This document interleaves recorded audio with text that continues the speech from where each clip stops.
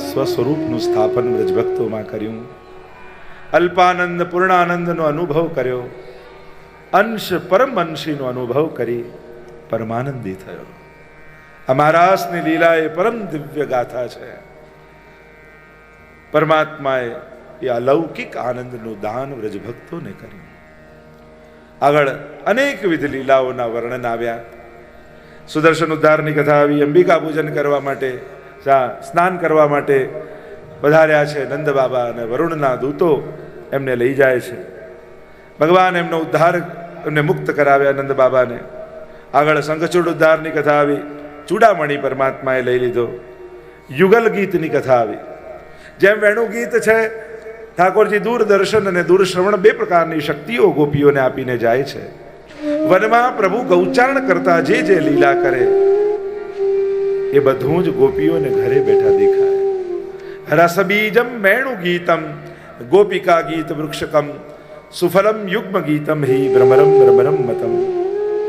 રસો વહી સહ પરમાત્મા છે. બીજ વેણુ ગીતમાં, ગોપિકા ગીત વૃક્ષકમ, સુફલમ યુગ્મ ગીતમ હિ, એમાં લાગેલું ફળ એ યુગલ ગીત છે. વેણુ ગીત એ નિત્યની લીલાનું વર્ણન છે. યુગલ ગીત એ વર્ષોત્સવની લીલાનું વર્ણન છે. આइए एक श्लोक का गान. वाम बाहु डाबा खबा पर डाबो गाल झुकाए, मस्तक झुकाए. वाम बाहु कृत वाम कपोलो वल्गित ब्रू अधरार्पित वेणु. भ्रमर को ऊंची कर कर वेणु को अधरार्पित किया અને વેણુમાં પ્રભુએ પોતાના સ્વર ભર્યા અને સ્વર ભર્યા અને સ્વર રીલાયા વૃંદાવનમાં. મહાપ્રભુજી બહુ સુંદર સુબોધનીજીમાં સમજાવે છે. અને જ્યારે વ્યાસાશ્રમમાં મહાપ્રભુજી પધાર્યા ત્યારે 1.5 શ્લોક ઉપર વ્યાસજી સાથે 3 દિવસ સુધી સત્સંગ થયો. અદ્ભુત કથા છે. અદ્ભુત યુગલ ગીતના સુબોધનીજી છે. 5 પ્રકારથી પ્રભુ વેણુનાદ કરે છે. સામે જોઈ, ઉપર જોઈ, નીચે જોઈ, જમણી બાજુ જોઈ ને ડાબી બાજુ જોઈ. અને જે તરફ દ્રષ્ટિ હોય એના માટે વેણુનાદ છે. અને વેણુનાદ, નાદ તો પાત્ર છે, પધરાવેલી તો સુધા છે. નાદના પાત્રમાં સુધા પધરાવી ભગવત સુધા સંબંધ કરાવે છે પ્રભુ. 3 પ્રકારની સુધા બતાવી મહાપ્રભુજી. દેવ ભોગ્યા, ભગવદ ભોગ્યા અને સર્વા ભોગ્યા. દેવ ભોગ્યા એટલે સાક્ષીણા દેવાહા, જે આ વેણુગીતના સાક્ષી ગાયો, હરણીઓ આદિ આદિ એમના માટેની સુધા. બીજી ભગવત ભોગ્યા, ભગવદીઓ જે છે, વ્રજભક્તો છે એમના માટેની. અને ત્રીજી સર્વા ભોગ્યા, કે જેના ભોગતા પ્રભુ પોતે છે. એટલે કે સુધા વ્રજભક્તોમાં પધરાવી અને એ ભક્તો દ્વારા ભગવાન પોતાની સુધાનું પાન કરે છે. સર્વા ભોગ્યા. આ 3 પ્રકારની સુધા પ્રભુ આવે છે. અદ્ભુત વર્ણન છે યુગલ ગીતના. યુગલ એટલે 2 શ્લોકો. 13 યુગલ છે. 12 માસની લીલા અને 13મું યુગલ એ અધિક માસની લીલા. નામ રૂપ એ રીતે 13 યુગલની સુંદર ગીત ગોપીઓએ ગાયેલું છે. વંદન કરીએ યુગલ ગીતમાં બિરાજતા પ્રભુને. આગળ અરિષ્ટાસુર વધની કથા આવી. નારદજીએ જઈને કંસને સમાચાર આપ્યા કે તારા દેવકીજીનો 8મો ઘર બીજો કોઈ નહીં, આ નંદ બાબાનો જે બાળક છે ને એ જ તારો શત્રુ છે. કંસને આવ્યો ક્રોધ, હમણાં મારી નાખું. હું કે અમુક કામમાં ઉતાવળ ન કરા, એમ કર તું એમને અહીંયા બોલાવ, ધનુર્યજ્ઞનું આયોજન કર અને અહીંયા તારા આ મલ્લો દ્વારા એમને મરાવી નાખ. કોઈને શંકા પણ નહીં આવે ને વધ પણ થઈ જશે. સલાહ બહુ ગમી. કોને લેવા માટે મોકલો? ચર્ચા થઈ અને પસંદગી ઉતરી અક્રૂરજી પર. અક્રૂરજીને કહ્યું કે તમે કૃષ્ણને લેવા જશો. અને જ્યાં આ સેવાનો આનંદ મળ્યો અને અક્રૂરજીની તો નિંદ્રા જ ઉડી ગઈ. આખી રાત સુંદર સુંદર વિચારો આવે. અરે લાલન કેવા દેખાતા હશે, શું કહીને મને બોલાવશે, જલ્દી સવાર પડે ને હું રથ લઈને નીકળું પ્રભુને મળવા માટે. આખી રાત અનેક પ્રકારના મનોરથો થયા. મેં એવું કયું સુકૃત કર્યું છે કે પ્રભુને પધરાવવાની સેવા મને મળી છે. જો જ્યારે કોઈ પણ સેવા મળે ને તો પોતાની જાતને સૌભાગ્યશાળી માનજો. આ નાની સેવા, ના મોટી સેવા, ના ભીતરની સેવા, ના બહારની સેવા, એવી ખોટી ચર્ચાઓ ન પડતા. સેવા મળી એ જ સૌભાગ્ય છે. સેવા ક્યારે નાની મોટી હોતી નથી. સેવાને કરનારો એ નાની સેવાને પણ મોટી બનાવી દેતો હોય છે. તમારો સેવા કરવાનો ભાવ એ સેવાને ઉત્તમ રૂપ આપી દેતો હોય છે. એટલે જે પણ સેવા મળે એને નિષ્ઠાથી કરો, સૌભાગ્ય માનીને કરો. અને સેવા એ આપણો પ્રભુ પર કરેલો ઉપકાર નથી, પણ પ્રભુએ આપણને આપેલો અવસર છે કે ઠાકોરજી કેવી કૃપા કરી, આટલા લોકો હતા પણ એમાંથી મને સેવા કરવાનો મોકો આપ્યો. એટલે પોતાની જાતને ભાગ્યશાળી માનવા. અક્રૂરજી રથ પર સવાર થયા. રથ તો ધીમો ચાલે છે પણ મનોરથો વધારે તેજ ચાલે છે. આવ્યા છે બ્રજમાં, સાંજ પડી ગઈ છે અને સંધ્યાકાલના સમયમાં નંદ બાબાને સમાચાર મળ્યા, અક્રૂરજી આવ્યા છે, પધરાવ્યા છે. સ્વાગત કર્યું, અંદર આવ્યા. યશોદાજી મળ્યા, ભોજનની તૈયારીઓ. સંધ્યાકાળનો સમય. અક્રૂરજી બધાને શોધે છે, વાતો તો કરે છે, પણ અક્રૂરજીની આંખો કોઈને ગોતી રહી છે.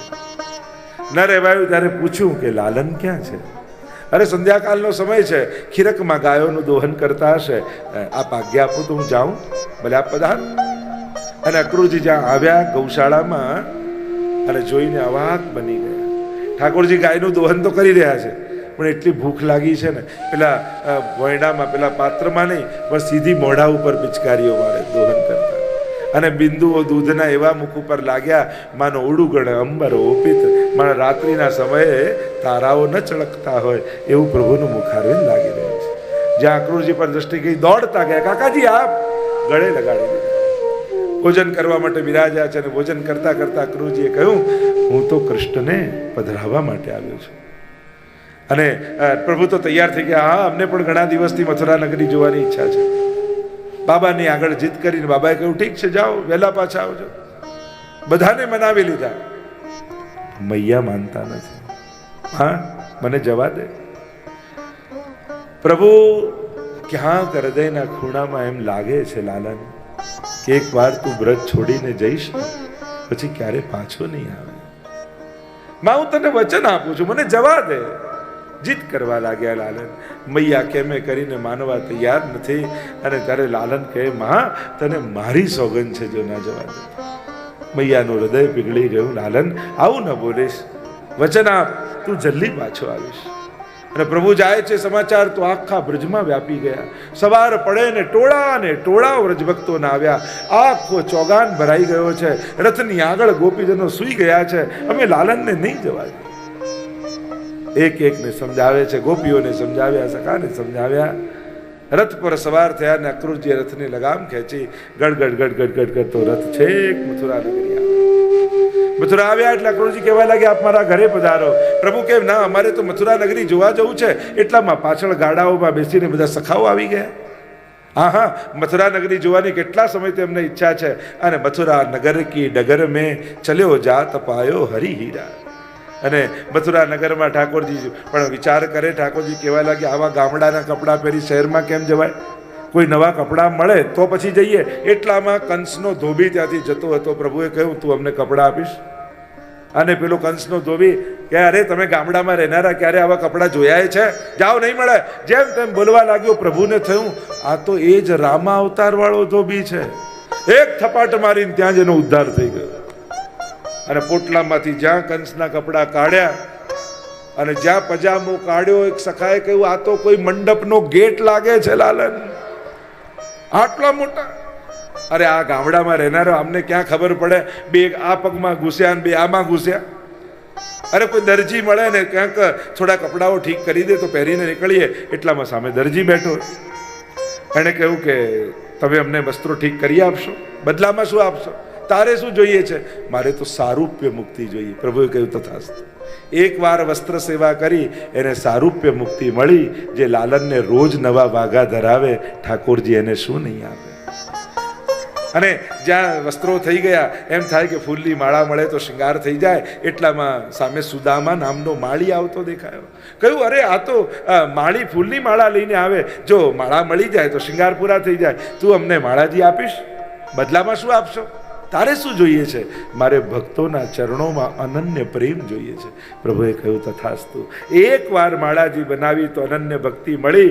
જે રોજ ફૂલની માળા ધરાવે, ઠાકોરજી એને શું નહીં આપે?